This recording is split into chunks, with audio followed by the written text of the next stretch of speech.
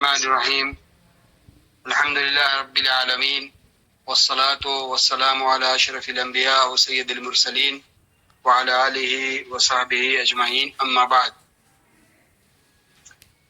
آج کا یہ جو کلاس ہے، جو درس ہے، وہی کتاب التوحید سے ہے جو سلسلہ وار درس چل رہا ہے۔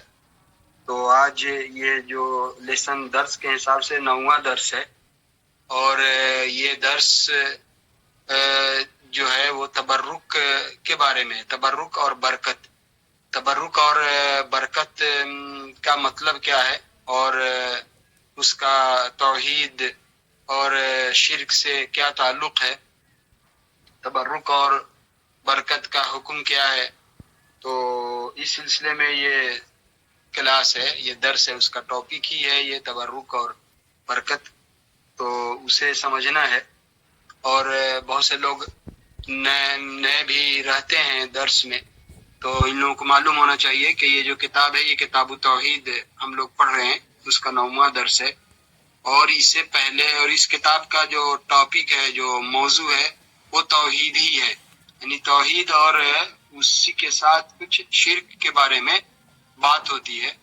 تو توحید اور شرک سے متعلق یہ کتاب ہے، اور اس سے پہلے 5 کتابیں، چھوٹی چھوٹی کتابیں جو ہے پڑھی جا چکی ہیں، یہ 6ٹھی کتاب ہے۔ تو یہ جو آج کا درس ہے تبرک اور برکت کا لفظ جو ہے بہت زیادہ بولا جاتا ہے، یعنی اردو اور ہندی بولنے والے، جاننے والے لوگوں کے درمیان بھی تبرک اور برکت کا لفظ بہت بولا جاتا ہے، کہ یہ کوئی چیز ہے تو لوگ کبھی بولتے ہیں تبرک کے طور پہ یہ کھا لیجئے، یا تبرک کے طور پہ بیٹھ جائیے۔ تو تبرک اور برکت تو بہت زیادہ استعمال ہوتا ہی ہے۔ تو تبرک اور برکت جو ہے یہ دونوں ہی عربی لفظ ہے، اردو میں بہت زیادہ استعمال ہوتا ہے۔ تو اصل جو کتاب میں بات ہے، اسے آگے بڑھانے سے پہلے کچھ تبرک کے بارے میں یا برکت کے بارے میں کچھ بات وہ جان لینا چاہیے۔ تبرک جس سے برکت بھی بنا ہے، تو برکت اور تبرک کا مطلب یہ ہوتا ہے کہ یعنی کسی چیز میں بڑھوتری ہو جائے، اضافہ ہو جائے، کوئی چیز بڑھ جائے، تو اس بڑھنے کو اور اس کے زیادہ ہونے کو، چاہے وہ معنوی طور پہ بڑھ جائے یا مقدار بڑھ جائے، تو اسے ہم برکت بولتے ہیں۔ برکت کا مطلب ہی ہوتا ہے کہ کسی چیز میں وہ زیادہ ہو جانا، بڑھ جانا، اضافہ ہو جانا، ٹھیک ہے، یا جتنے لوگوں کے لیے تھا اس سے زیادہ لوگوں کے لیے کافی ہو جائے۔ مثال کے طور پہ کھانا ہے بظاہر 4-5 آدمی کے لیے، لیکن اس کو کئی آدمی کھا لیں، 10 آدمی کھا لیں، 15 آدمی کھا لیں، 20 آدمی کھا لیں۔ جیسے اللہ کے رسول صلی اللہ علیہ وسلم کے زمانے میں صحابہ کرام کے ساتھ ہوتا تھا، کھانا بہت تھوڑا ہوتا تھا، لیکن اللہ کے رسول سب کو اسی پہ بیٹھا لیتے تھے، شریک ہو جاتے تھے۔ یا کہیں کسی صحابی کے یہاں دعوت ہو تو اور بہت سارے دوسرے لوگ صحابہ کرام کو بلا لیتے تھے، تو سب کے لیے وہ کھانا جو ہے کافی ہو جاتا تھا۔ تو برکت کا مطلب یہ ہو کہ زیادہ ہو جانا، بڑھ جانا۔ اور اس کا ایک دوسرا مطلب یہ بھی ہے، یعنی کوئی چیز جو ہے وہ ثابت ہو جائے، یا وہ جم جائے، پختہ ہو جائے، ٹھیک ہے، تو زبان کے حساب سے اس کو بھی بولتے ہیں۔ اس کے لیے یعنی قرآن مجید میں اللہ تعالیٰ نے مختلف انداز سے مختلف جگہ پہ اس کو استعمال کیا ہے، جیسے تبارک الذی کا، تبارک الذی بیدہ الملک وہو علی کل شیء قدیر، جو سورہ تبارک ہے، 29ویں پارے کی پہلی سورہ ہے۔ تو تبارک بھی اسی برکت سے ہی، اصل لفظ برکہ ہے تو اسی سے ہی بنا ہے، بلکہ عربی یعنی کچھ اس میں 1-2 آدمی ہیں، اس کو ذہن میں رکھنے کے لیے یہ رکھنا چاہیے کہ اصل جو برکہ ہے وہ برکہ جو تالاب ہوتا ہے، چھوٹا پوکھر، تالاب، پونڈ،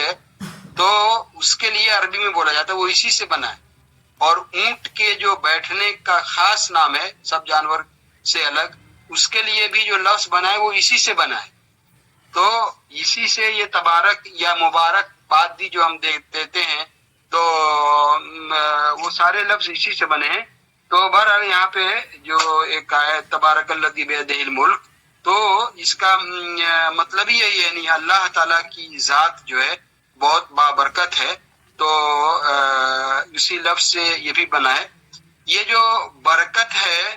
یا جس سے تبرک حاصل کرنا ہے یا جس چیز میں برکت ہے، اس کا تعلق کئی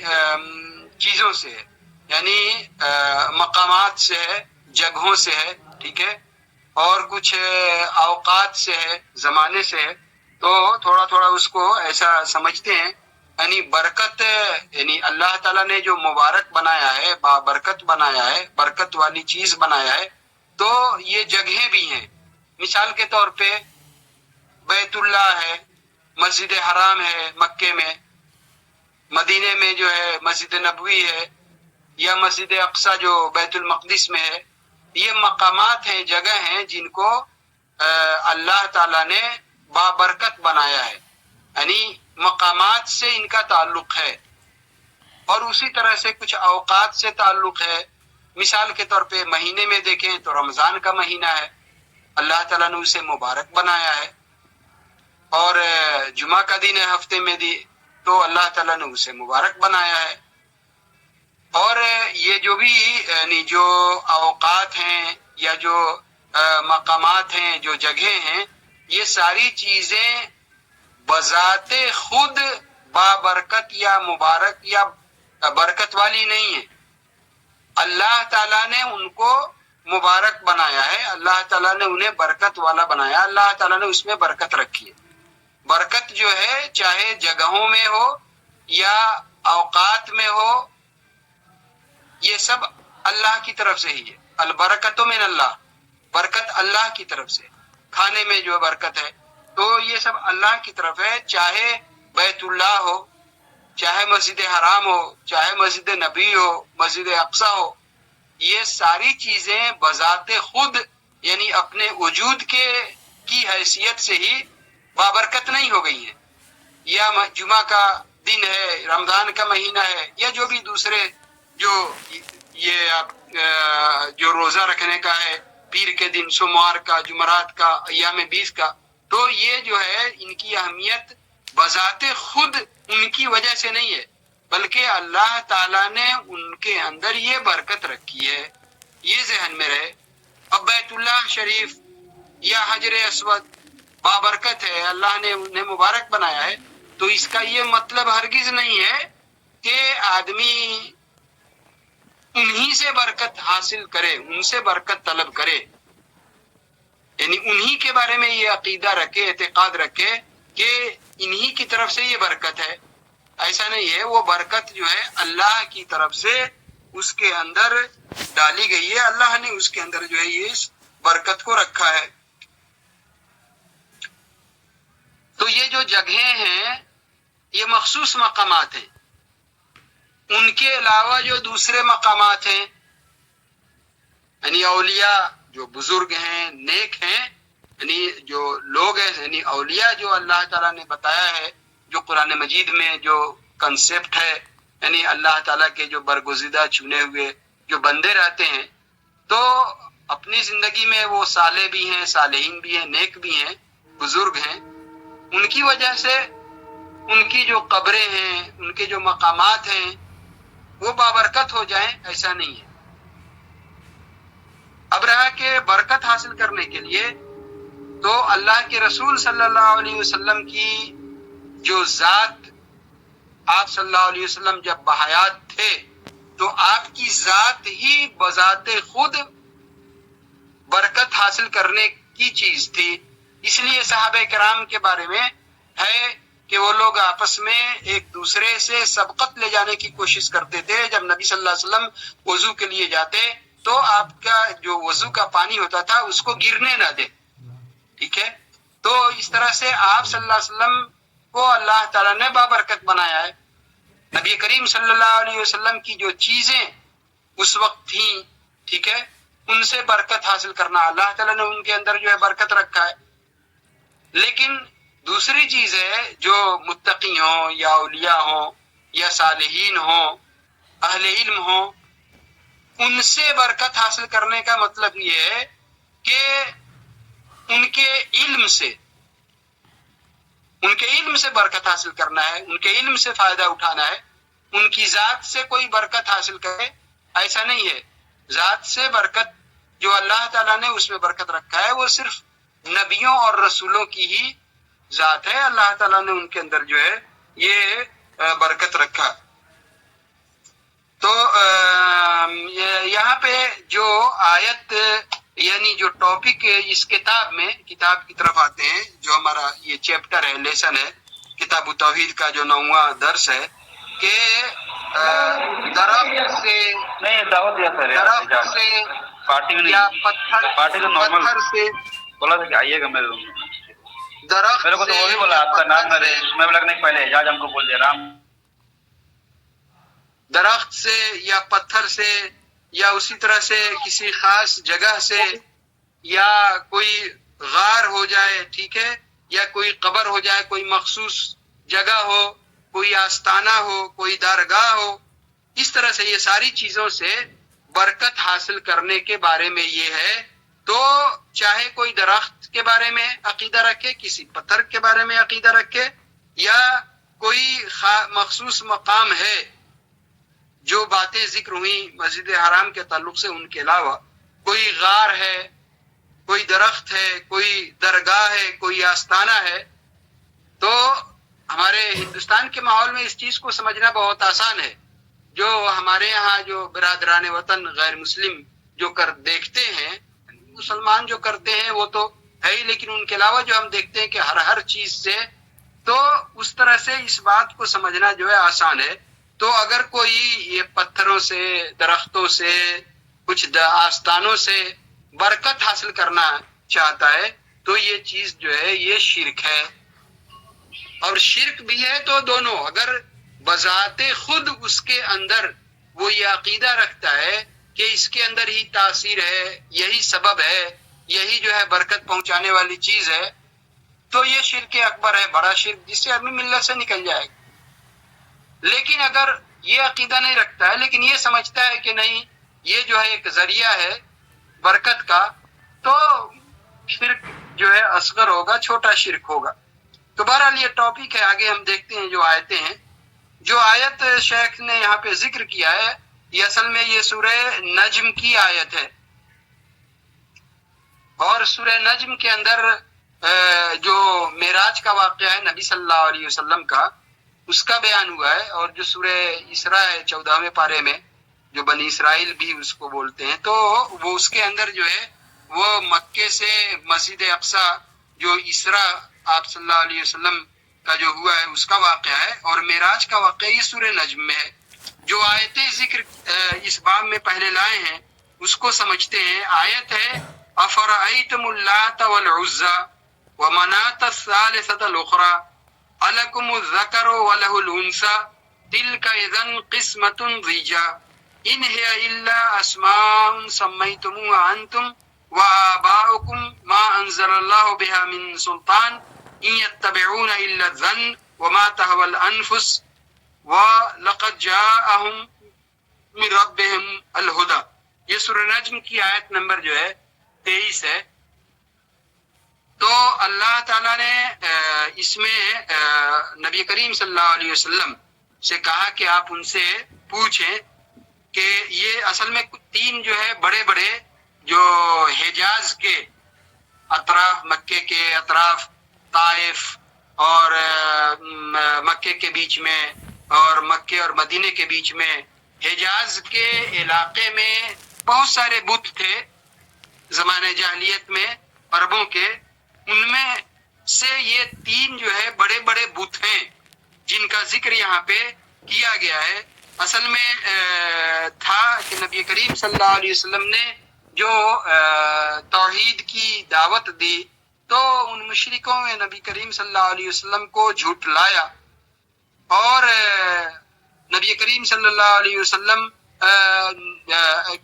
کا مختلف طرح سے مذاق اڑایا۔ آپ صلی اللہ علیہ وسلم سے کہا گیا کہ آپ ان سے بولیں کہ کیا تمہارا کیا خیال ہے، تم بتاؤ تم کیا سمجھتے ہو یہ لات کے بارے میں، عزا کے بارے میں اور منات کے بارے میں۔ لات بھی بت ہے ان کا، عزا بھی بت ہے، منات بھی بت ہے۔ لات یعنی اس کو اس طرح سے لات جو ہے وہ یا تو اس کو لات جزم جو ہے سکون کے ساتھ پڑھیں گے تو لات ہے، اور لات بھی پڑھ سکتے ہیں، آخر میں جو ہے اس کو تشدید دے کر کے پڑھ سکتے ہیں۔ دونوں طرح سے لات جو ہے وہ الہ سے بنایا، اور عزا جو ہے عزیز سے بنایا ہے، اور منات جو ہے منان سے بنایا۔ تو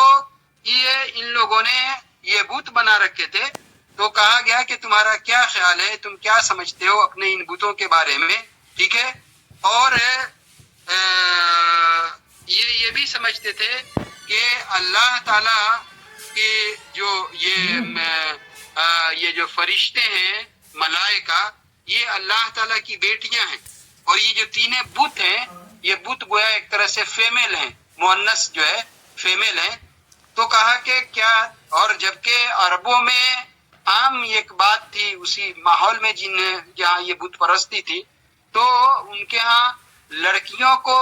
لڑکیوں کی پیدائش کو ناپسند کیا جاتا تھا۔ اس کی تفصیل ہے، اور بہت سخت ناپسند کیا تھا، اس کے لیے وہ اپنے آر اور شرمندگی کی بات سمجھتے تھے، اپنی شان کے خلاف بات سمجھتے تھے کہ لڑکی پیدا ہو، اس لیے زندہ جو ہے وہ دفن بھی کر دیا کرتے تھے۔ پھر نبی کریم صلی اللہ علیہ وسلم کی دعوت آئی، اسلام پھیلا، تو یہ جاہلیت جو ہے ختم ہوئی۔ تو اللہ نے کہا کہ تم اپنے لیے تو مذکر یعنی جو بت بنا کر کے رکھا ہے، اور یہ اللہ کے لیے جو ہے وہ مؤنث تم نے بنا کے رکھا ہے، یہ جو تمہاری تقسیم ہے یہ تو زیادتی اور ظلم پہ مبنی ہے۔ یہ کچھ نام ہیں ان بتوں کے بارے میں بتایا کہ یہ کچھ نام ہیں جسے تم لوگوں نے بنا لیا ہے اور تمہارے باپ دادوں نے بنا لیا ہے، جبکہ اللہ تعالیٰ نے اس کے لیے کوئی دلیل نہیں اتاری۔ ایک بہت بڑی دلیل اللہ تعالیٰ نے یہاں پہ یہ سکھائی ہر آدمی کے لیے، جب یہاں پہ آدمی کی علم بحث ہو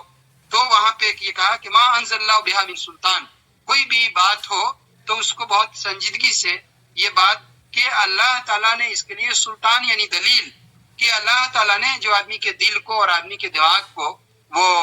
اپروچ کرے، اپلائی کرے، لگے، اس کو قبول کرے، تو کہا کہ اللہ نے اس کے لیے کوئی دلیل نہیں اتاری۔ اگر کوئی آدمی کوئی بات بولتا ہے تو اس کو سیدھا بولنا چاہیے کہ اللہ نے اور اللہ کے رسول صلی اللہ علیہ وسلم کی طرف سے اس کی کوئی دلیل ہے تو آپ اس کو پیش کرو۔ تو اللہ نے اس کی کوئی دلیل نہیں اتاری، بلکہ یہ جو ہے صرف تم اپنا جو وہم ہے، خیال ہے، ظن ہے بنا لیا ہے، اور اس کی تم پیروی کرتے ہو، ٹھیک ہے۔ اور جو تمہاری نفس کی خواہش ہے، نفس کی خواہش کی تم پیروی کر رہے ہو، جبکہ اللہ کی طرف سے تمہارے پاس ہدایت کی کتاب آ گئی ہے۔ ہم دیکھیں گے بعد میں سمجھیں گے کہ اس آیت کو یہاں کیوں لایا گیا ہے۔ ایک اس آیت میں کہ اللہ نے اس کے لیے کوئی دلیل نہیں اتاری ہے، اور تم لوگ اپنے وہم اور خیال اور گمان کی پیروی کر رہے ہو اور خواہش نفس کی پیروی کر رہے ہو۔ پوری تاریخ جہاں بھی بدعات ہے، خرافات ہے، شرک ہے، ضلالت ہے، اس کو دیکھیں گے تو اس کی وجہ دو سمجھ میں آئے گی،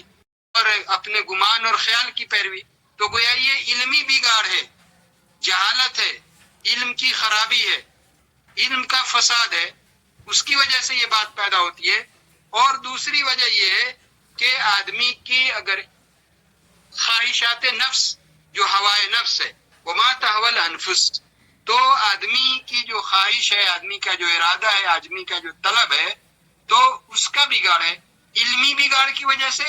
اور خواہشات نفس کی بگاڑ کی وجہ سے۔ دو وجہوں سے آدمی کے اندر جو بھی اعتقادی ایمان کی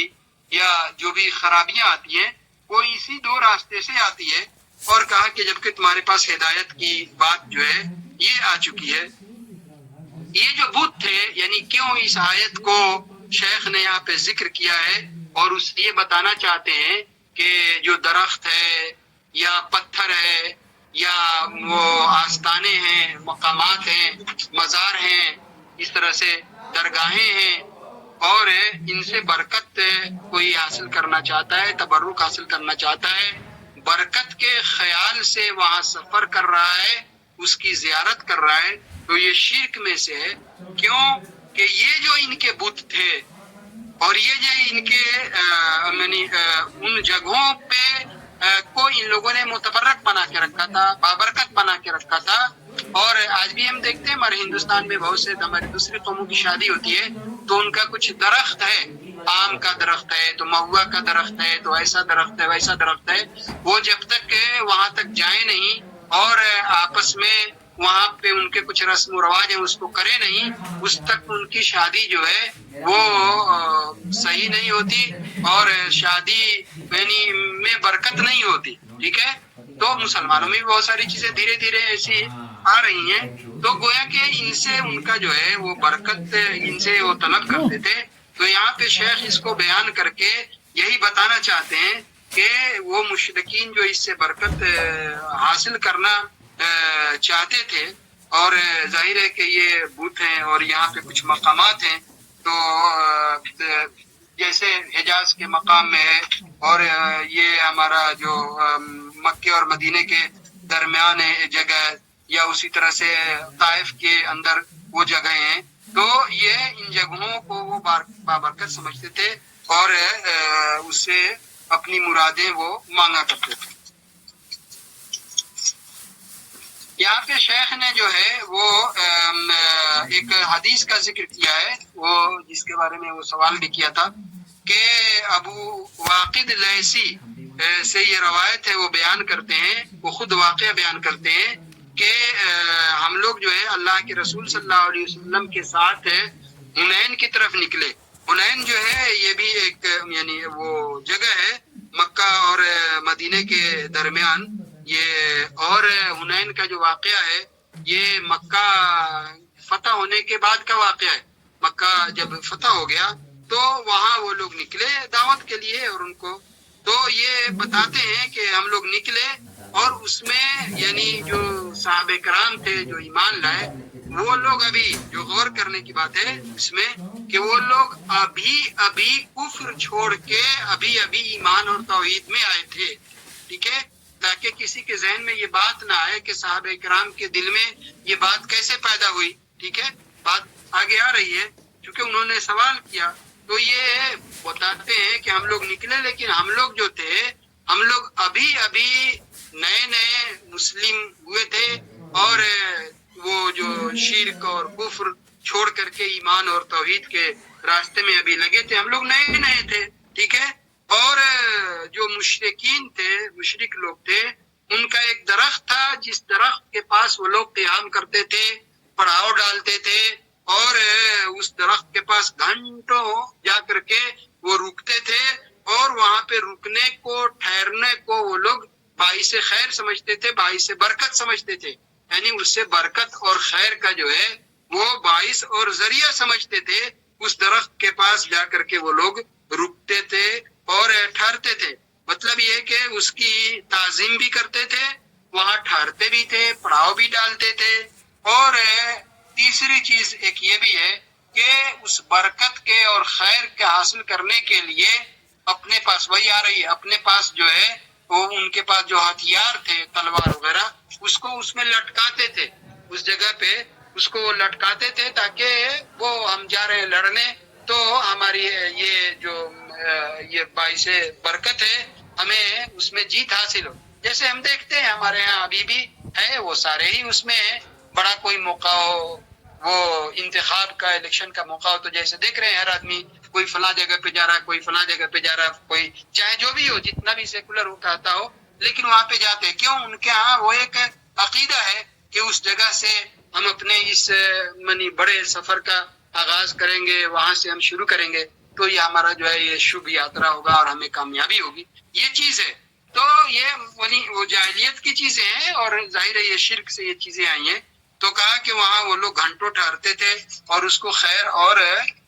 برکت کا ذریعہ سمجھتے تھے، تو گویا تعظیم بھی وہ کرتے تھے اور وہاں ٹھہرتے بھی تھے اور اس سے برکت بھی حاصل کرتے تھے، اور اس میں یہ ہے کہ اس سے وہ اپنے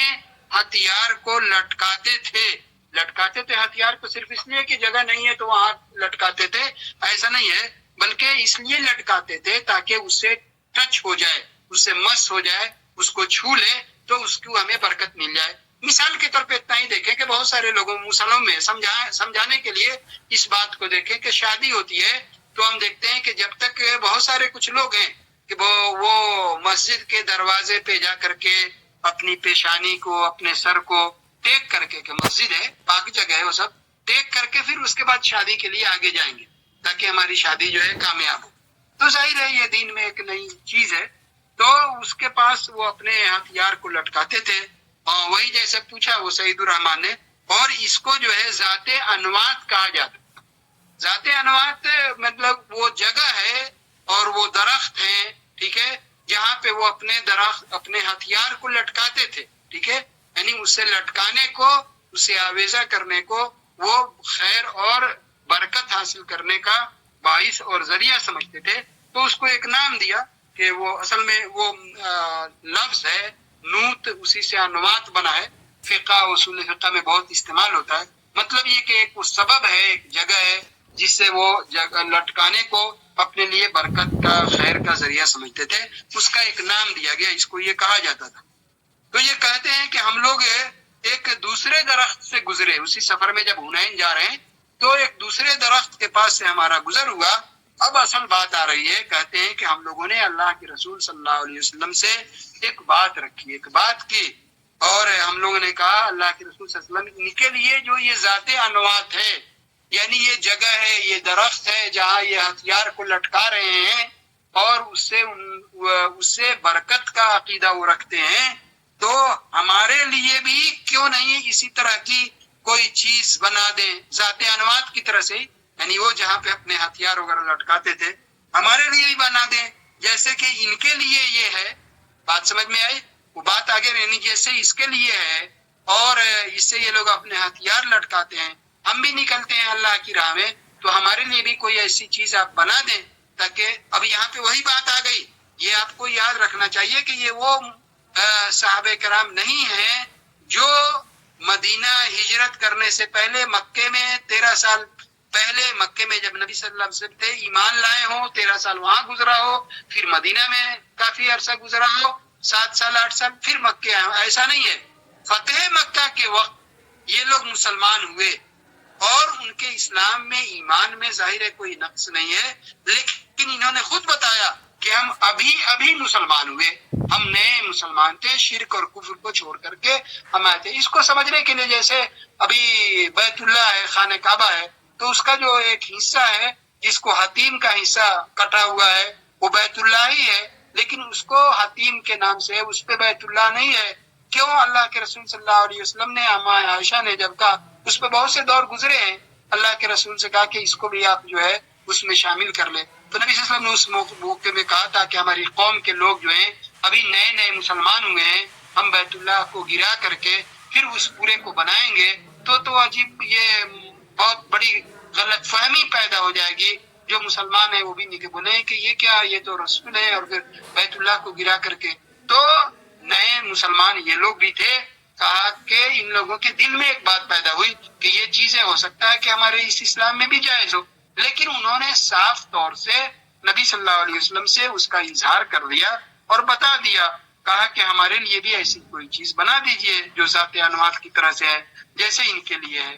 اللہ کے رسول صلی اللہ علیہ وسلم نے تعجب میں آپ نے کہا، تعجب کوئی ہو، اور نبی صلی اللہ علیہ وسلم غصے بھی ہوئے، چہرے کا رنگ بھی بدلا اور تعجب کا بھی اظہار کیا، تو تعجب میں اللہ اکبر، سبحان اللہ، ایسے موقع پہ اللہ کے نبی صلی اللہ علیہ وسلم نے کہا اللہ اکبر، یعنی اللہ کو یاد کیا تعجب کے موقع پہ، تو کہا کہ انہا سنن، یعنی اس نے کہا کہ یہ تو ان کے مشرکوں کے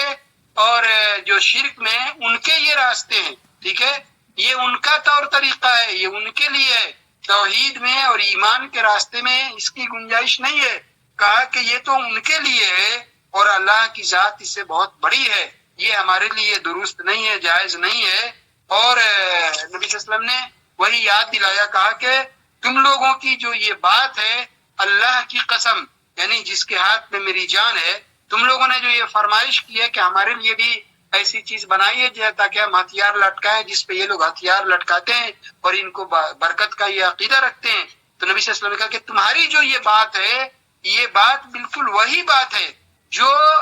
بنی اسرائیل نے موسیٰ علیہ السلام سے کہا تھا. موسیٰ علیہ السلام بنی اسرائیل میں بھیجے گئے تھے، اور بنی اسرائیل کا مطلب اسرائیل اصل میں یعقوب علیہ السلام کا نام ہے. عبرانی میں اسرا جو ہے وہ عبد کو بولتے ہیں، اور ایل جو ہے اللہ، عبرانی زبان میں، آج بھی عبرانی زبان ہے. تو اسرائیل یعقوب علیہ السلام کا نام ہے، اور بنو اسرائیل یعنی یعقوب علیہ السلام کی اولاد، تو پوری اس کی ایک تاریخ ہے، اور اسی سے یہ اسرائیل جو ہے نام رکھا ہے. تو موسیٰ علیہ السلام اسی قوم میں بھیجے گئے تھے. تو کہا کہ موسیٰ علیہ السلام کی قوم بنی اسرائیل نے جس طرح سے موسیٰ علیہ السلام سے، موسیٰ علیہ السلام کا جب موسیٰ علیہ السلام نکلے اور نیل کو پار کیا اور آپ پار ہو گئے اور کامیاب ہو گئے، اور فرعون نے جو ہے پیچھا کیا، اور فرعون اپنے لشکر کے ساتھ جو ہے وہ سمندر میں ڈوب گیا اور تباہ و برباد ہوا. تو موسیٰ علیہ السلام کی قوم جب پار کر کے گئی تو دیکھا ان لوگوں نے کہ کچھ لوگ ہیں اور ان کے پاس وہ ہیں معبود ہیں، بنے ہوئے بت ہیں، اور اس بت کو وہ سجدے کرتے ہیں، وہاں گھنٹوں جو ہے ماتھا ٹیکتے ہیں، اور وہاں پہ پڑاؤ ڈالتے ہیں، اڈے بنا کر کے رکھا ہے، اور اس سے ان کا عقیدہ تھا. تو نبی صلی اللہ علیہ وسلم نے کہا کہ یہ تو تم جو فرمائش کر رہے ہو کہ ہمارے لیے ذات انواد کی طرح سے تاکہ ہم ہتھیار اس پہ لٹکائیں بنا دیجئے، جیسے ان یعنی حجاز، مکے اور مدینے کے اطراف میں جو کافر و مشرک ہے ان کے لیے ہے، تو ہمارے لیے بنا دیجیے. نبی صلی اللہ علیہ وسلم نے تاریخی حوالہ دے دیا کہ موسیٰ علیہ السلام کی قوم کے لوگوں نے، بنی اسرائیل نے بھی موسیٰ علیہ السلام سے یہی کہا تھا کہ ہمارے لیے بھی معبود بنا دیجیے جیسے ان کے یہ معبود ہیں. تو نبی صلی اللہ علیہ وسلم نے کہا کہ انکم قوم تجہلون، یعنی تم لوگ جو ہے یہ نہیں جانتے، تم لوگ ایسی قوم ہو کہ جاہل ہو. جاہل کا مطلب یہ نہیں ہوتا کہ جو لکھنا اور پڑھنا نہیں جانتا، مطلب یہ ہے کہ جو اللہ کی حقیقت کو، اللہ کی عظمت کو، توحید کو، ایمان کو، اس کو نہیں جانتا. ایک آدمی پڑھا لکھا ہو، ڈگری والا ہو، سب کچھ ہو، لکھنا پڑھنا سب کچھ جانتا ہو، نہیں جانتا ہو کوئی آدمی، نہ لکھنا جانتا ہو نہ پڑھنا جانتا ہو، لیکن اس نے دین کا علم سن کر کے علماء سے حاصل کر لیا، اس کو جاہل نہیں بولیں گے. کیوں؟ اس کو اللہ کے بارے میں، اللہ کے رسول کے بارے میں، دین اسلام کے بارے میں معلومات ہیں، گرچہ وہ لکھنا نہیں جانتا، پڑھنا نہیں جانتا. اللہ کے رسول صلی اللہ علیہ وسلم خود لکھ نہیں سکتے تھے، خود پڑھ نہیں سکتے تھے، اللہ کی وحی آپ کے پاس آتی تھی. لیکن جاہل یعنی جو قرآن مجید نے یا میں اصل استعمال کیا جاتا ہے، قرآن نے ایک جگہ کہا کہ وَإِذَا خَاطَبَهُمُ الْجَاهِلُونَ قَالُوا سَلَامًا، جب جاہل ان کو اپنی طرف متوجہ کرتے ہیں، مخاطب کرتے ہیں، تو سلام کر کے سلامتی کے ساتھ وہ گزر جاتے ہیں. تو جاہل کے بارے میں بتا رہا ہوں کہ جاہل یا جہالت کا مطلب ہی ہے کہ جو اللہ کے بارے میں کوئی علم نہیں رکھتا ہو، اس کو معلوم نہیں ہو توحید کیا ہے، ایمان کیا ہے، اسلام کیا ہے، تو دین کی حقیقت سے، اللہ کے بارے میں، اللہ کی یہ عظمت ہے، اس سے بالکل نا واقف ہو، وہ نہیں جانتا ہو. نبی صلی اللہ علیہ وسلم نے کہا کہ تم لوگوں کو یہ بات معلوم نہیں ہے. نبی صلی اللہ علیہ وسلم نے ناگواری کا یعنی اظہار کیا، اور چونکہ وہ لوگ ابھی نئے نئے مسلمان ہوئے تھے تو نبی صلی اللہ علیہ وسلم نے ان کو بتایا بھی، اور آپ صلی اللہ علیہ وسلم نے ہمیشہ کے لیے امت کو ایک بات سے آگاہ کیا کہ